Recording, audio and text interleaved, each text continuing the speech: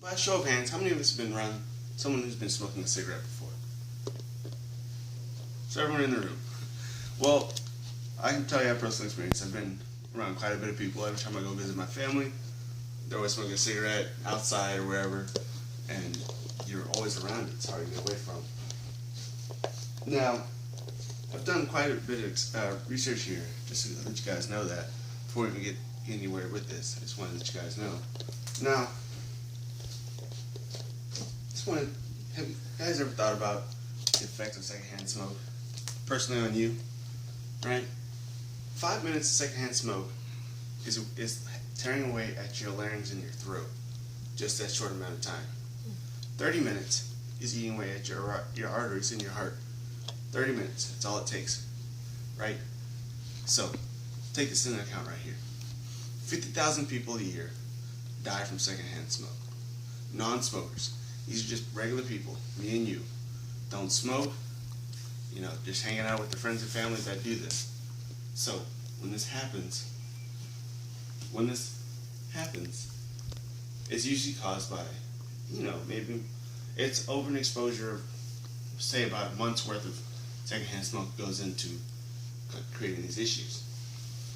Now, what it causes roughly 33,000 cases of heart disease, another 7,000 worth of cancers, such as throat, lungs, tongue cancer, and even nasal cancer. These are all things that are affected with it. And another, say, 2,000 by just heart attack or stroke are had by this. Now, secondhand smoke kills.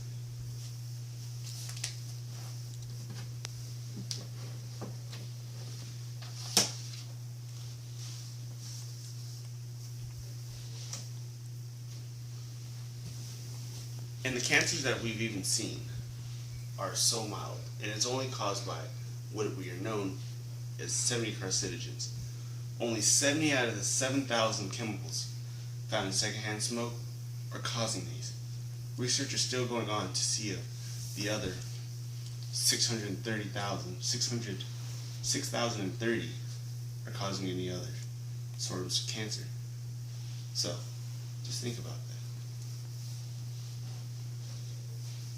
But how do we avoid these? How can we change, prevent ourselves from being exposed to this, keeping this from happening?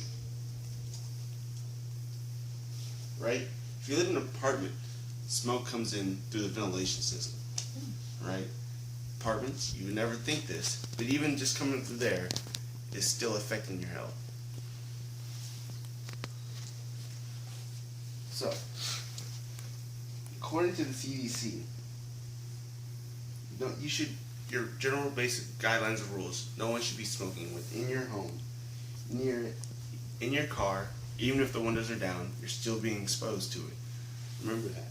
Also, make sure if you have a child, the daycare is tobacco-free zone, and will also play large impacts.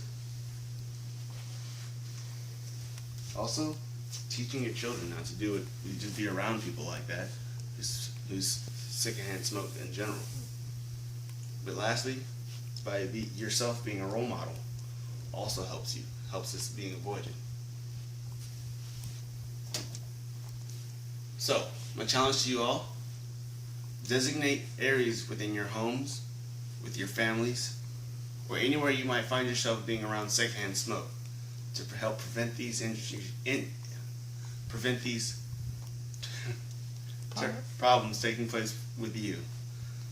And so, I say thank you. For a couple moments here. Okay, I have a question. Your grandmother suffered actually three strokes, and she was pretty much for over 20 years plus of smoke. Do you think that could have contributed to her having strokes? So you're asking could be 20 plus years of being affected by secondhand smoke have led to my grandmother's 3 strokes. Yes. Yeah, most definitely. That much is surprising that she even was able to go that far with that amount of tolerance. It's just really amazing that alone. Mm-hmm. But as you know, some people have higher tolerances than others when it comes to things like this. There's been men that have been reported of only being, like a week's worth, had a heart attack or a stroke, as opposed to people like my grandmother who's had 30 years worth of secondhand smoke, have only had 3 strokes, but only at the age of 80, and farther than that. So it all just depends on your tolerance for your body. Mm-hmm. Okay. I have a question about when you're smoking inside. So, even if you're smoking inside in a designated area, you're saying that the smoke will travel through the vents and end up in a different part of the room still in the house? Yeah, so if you're smoking within your home, right, and you've designated this area for smoking within the house, it'll still travel through your ventilation system. Even with the filters that you have, it's still not going to protect you enough to say, to keep you from getting exposed to secondhand smoke. That's why I just suggested that you go outside when you smoke or anything of that nature, because it will travel throughout the house. Okay. Any other questions? Okay. Alrighty, thank you.